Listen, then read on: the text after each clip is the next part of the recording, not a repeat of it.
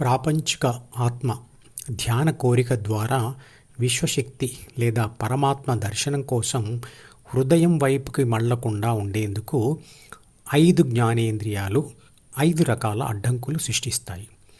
అంటే అవి 5 రకాల ఆకర్షణీయమైన సమాచారాలను ప్రపంచంలో నుండి లోనికి మోసుకొని వచ్చి ప్రాపంచిక ఆత్మకు ఎదురుగా ఉన్న డి యొక్క స్క్రీన్ మీద ప్రదర్శిస్తూ ఉంటాయి. అంటే ప్రపంచం అనే సినిమాను ఆ తెర మీద ప్రదర్శిస్తూ ఉంటాయి. దాని నుండి దృష్టి మరల్చడం ప్రాపంచిక ఆత్మకు చాలా కష్టం. ఏబిసికి అంటే ప్రాపంచిక ఆత్మకు ఒకవైపు డిఈఎఫ్ అంటే విశ్వశక్తి సృష్టించిన ప్రకృతి అంటే ప్రపంచం ఉంది. ఇక రెండవ వైపు ప్రకృతినే సృష్టించిన విశ్వశక్తి ఉన్నాయి. విశ్వశక్తి నుంచి వచ్చిన ఏ అంటే ఆత్మ తన సహజ శక్తి లక్షణంతో విశ్వశక్తి వైపు వెళ్ళడానికి ఆసక్తి చూపిస్తుంది. కానీ ప్రకృతి వలన తయారైన బి అంటే ప్రాథమిక మనసు ఏను ప్రపంచం వైపు దృష్టి పెట్టడానికి బలవంతం చేస్తుంది. ప్రాపంచిక ఆత్మను ఆకర్షించడంలో ప్రకృతి గెలుస్తుందా లేదా విశ్వశక్తి గెలుస్తుందా? విశ్వశక్తి లేదా పరమాత్మ వైపుకి వెళ్లకుండా అడ్డుకునేవి 5 జ్ఞానేంద్రియాల ద్వారా వచ్చే విషయాలు మాత్రమే కాదు, 6వది అయిన డిలోని ప్రాపంచిక సమాచారం మరి కోరికలు కూడా అడ్డుకుంటాయి. డి యొక్క తెర మీద ప్రదర్శించబడిన వాటిలో నుండి ఏ విషయాలు అయితే ప్రాపంచిక ఆత్మ సెలెక్ట్ చేసుకొని అనుభవిస్తుందో వాటిని మాత్రమే డిలో రాస్తుంది. అంతేకాదు, అలా రాసిన వాటిని చదివి విశ్లేషించి సూచనలు లేదా కోరికలు తయారు చేసి మళ్ళీ అందులోనే రాస్తుంది. అంటే డి అనేది స్క్రీన్తో కూడిన ఒక జ్ఞాపకాల పుస్తకం. ఏబిసి ఈ 6 అడ్డంకులను దాటుకొని ధ్యాన కోరిక ద్వారా ధ్యాన అభ్యాసం చేస్తూ ఉంటే 7వ అడ్డంకు అయిన హెచ్ను చేరుకుంటుంది.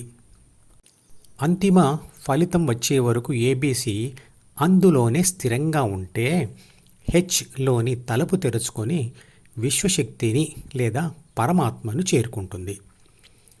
హెచ్ను చేరుకునే పద్ధతి: ప్రతిరోజు అక్కడికి అంటే హెచ్ వరకు శ్వాస అనే బస్సు 22,000 సార్లు వెళ్ళి వెనక్కి వస్తుంది. దేవుడిని కలవాలంటే అతను ఉండే ఆ చోటుకే వెళ్ళాలి మరియు అక్కడ స్థిరంగా ఉండాలి. కానీ ఆ చోటు ఒక్కసారి వెళ్ళడంతో కనబడదు. అక్కడికి చేరుకోవాలంటే రోజు శ్వాస అనే బస్సులో వెళ్ళాలి మరియు బయటికి రావాలి. అంటే ఏబిసి తన ధ్యాసను శ్వాస మీద నిలుపుతూ సాధన చేస్తూ ఉంటే చివరిగా హృదయం కనబడి ధ్యాస ఆ హృదయంలో నిలబడిపోతుంది. అప్పుడు హృదయ ద్వారం తెరుచుకుంటుంది మరియు విశ్వశక్తి అంటే పరమాత్మ దర్శనం అవుతుంది. భార్యాభర్తలు కలిసి మెలిసి సంతోషంగా ఉండాలంటే వారికి అందమైన శరీరం ముఖ్యమా లేదా అందమైన ద్వితీయ మనసు ముఖ్యమా? ద్వితీయ మనసులో ఉండే 3 విషయాలు చిత్రపటంలో చూపించిన సి మరియు డి మరియు జి. అందమైన ద్వితీయ మనసులో సి అంటే అహం అంటే నేను, నాది, నాకు, నన్ను అనే స్వార్థ భావన మరియు డి అంటే ప్రాపంచిక సమాచారం మరియు కోరికలు. ఇవి 2 అతి తక్కువగా ఉండాలి. జి అంటే ధ్యాన కోరిక మాత్రం ఎక్కువగా ఉండాలి. మనిషి భౌతిక అందం ఎదుటివారిని ఆకర్షిస్తుంది. కానీ ఆ ఆకర్షణను శాశ్వతంగా నిలబెట్టేది లేదా బంధించి ఉంచేది లేదా బంధంగా మార్చేది మాత్రం అందమైన ద్వితీయ మనసు మాత్రమే. మనిషి యొక్క బి లోని అంటే ప్రాథమిక మనసులోని 3 బాధ్యతల కోసం ఉన్న 6 గుణాల తీవ్రతను అనుసరించి మనిషి స్వభావంను తామస, రాజస మరియు సాత్విక అని 3 వర్గాలుగా విభజించింది భగవద్గీత. అందులో సాత్విక గుణం అనేది మంచి ద్వితీయ మనసుకు దారితీస్తుంది. తామస గుణం అనేది చెడు మనసుకు దారితీస్తుంది. మనుషుల మధ్య బంధాలు నిలబడడానికి భౌతిక అందమే ప్రధానమైన విషయమైతే మరి ఎంతోమంది సినిమా హీరో హీరోయిన్ల బంధాలు అందాన్ని కూడా కాదని తెగిపోతున్నాయి కదా. పుట్టుకతో వచ్చిన రూపానికి మెరుగులు దిద్దాలని ప్రయత్నించని వాళ్ళు ఉండరు కదా.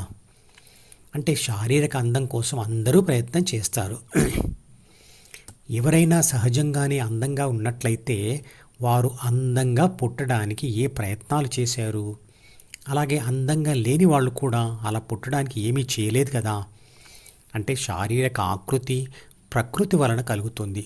అందులో ఎవరి ప్రయత్నం ఏమీ లేదు కాబట్టి సహజ అందం విషయంలో ఎవరి గొప్పతనం కానీ చిన్నతనం కానీ ఏమీ లేదు. గాలికి ఒక చెట్టు 3 విత్తనాలు, ఒకటి ఇసుకలో, ఇంకొకటి మురుగుగుంటలో, మరొకటి మంచినీళ్ళలో పడినప్పుడు మంచినీళ్ళలో పడినది మాత్రమే చక్కగా పెరుగుతుంది. అలా చక్కగా పెరగడానికి ఆ గింజ ఏ ప్రయత్నం చేసింది? అదంతా ప్రకృతి వలననే కదా. అందుకే అందం విషయంలో ఉన్నవారికి అహంకారం, అంటే అందం ఉన్నవారికి అహంకారం, అందం లేని వారికి ఆత్మన్యూనతాభావం అక్కర్లేదు. అందరూ భౌతికంగా అందంగా కనబడడానికి ప్రయత్నం చేస్తున్నారు సరే, కానీ అందమైన మనసు ఉండాలి అని ప్రయత్నం చేస్తున్నారా? అసలు మనసు అందంగా కనబడేందుకు ప్రయత్నాలు కూడా చేయవచ్చు అన్న విషయం ఎందరికీ తెలుసు? మనసు అందంగా తయారు కావడానికి అంటే జ్ఞాపకాల పుస్తకంలో ఇదివరకే వచ్చి చేరిన సమాజ వ్యతిరేక అంటే చెడు భావాలు మరియు కోరికలు పోవాలి. అలాగే కొత్తవి రాకూడదు అంటే వాటిని తిరస్కరించాలి. అదే వైరాగ్యం, అదే తపస్సు. ఇక ఇదివరకే డీలో చేరిన వాటిని తొలగించడానికి చేసే ప్రయత్నం పేరే ధ్యాన అభ్యాసం. ధ్యానంతో ద్వితీయ మనసు 4 దశలలో అంటే శూద్ర, వైశ్య, క్షత్రియ మరియు బ్రాహ్మణ దశలలో అందమైనదిగా మారుతూ పోతుంది. అలాగే సాధన కొనసాగితే చాలా కాలం తర్వాత డి నుండి విడిపోయిన ఏబీసీ చివరకు బి మరియు సిలను కూడా విడిచిపెట్టి ఏ అంటే పరిశుద్ధమైన ఆత్మగా మిగిలిపోయి దేవుడిగా మారుతుంది. దైవత్వాన్ని ఇష్టపడని వారు ఎవరు? మధుపదం యూట్యూబ్ ఛానల్లోని ప్రతి వీడియోకి ఒక నెంబర్ ఇవ్వబడింది. 1వ నెంబర్ వీడియో నుండి మొదలుపెట్టి వరుసగా చివరి వీడియో వరకు చూస్తేనే ధ్యానశాస్త్రం సంపూర్ణంగా అర్థమవుతుంది.